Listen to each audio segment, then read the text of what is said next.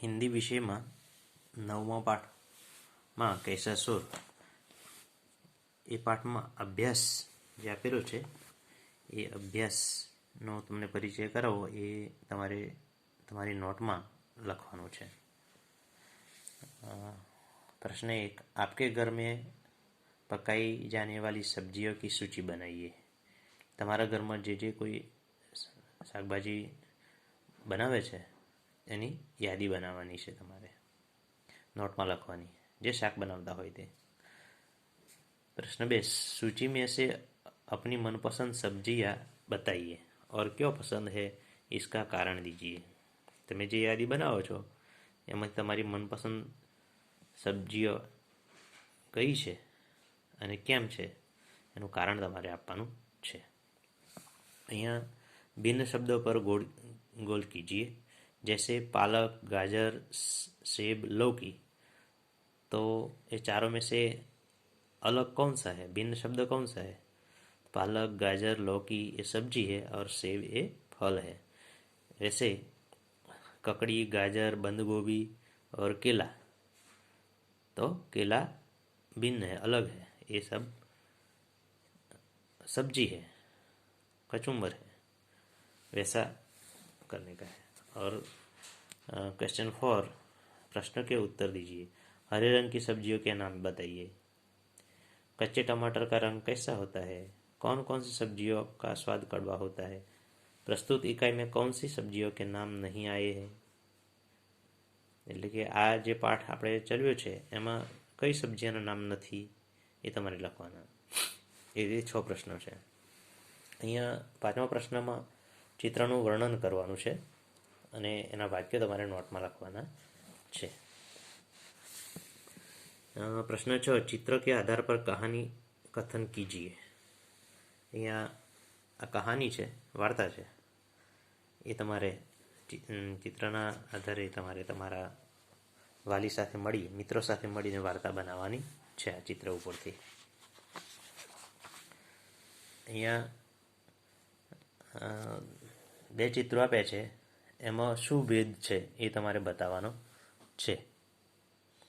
અહીંયા આ ખેડૂત શું કરે છે, અહીંયા શું કરે છે, આ બાળકો શું કરે, આ બાળક શું કરે છે, બધું તમારે ભેદ તમારે નોટમાં વર્ણન કરીને લખવાનું છે। બીજા સ્વાધ્યાય છે, तो स्वाध्याय प्रश्नों से प्रश्न के उत्तर दीजिए। बिरजू चाचा कहाँ आराम कर रहे थे? ये सभी 8 प्रश्न आपकी नोट में लिखने का है। क्वेश्चन 2, नीचे दी गई सब्जियां के रंग, रूप, आकार या स्वाद के बारे में 2 वाक्य लिखिए। यह बैंगन है तो बैंगन का रूप कैसा है, रंग कैसा है, इसका आकार और स्वाद कैसा है, 2 वाक्य लिखने का है। इसका 2, टमाटर का 2, करेला का 2, लौकी का 2। यहाँ चित्र के आधार पर लेखन करना है। चित्र जो है उसका वो देखकर, उसका अवलोकन करके उसके पर से वाक्य लिखने का है। प्रश्न 4, मातृभाषा में अनुवाद करने का है।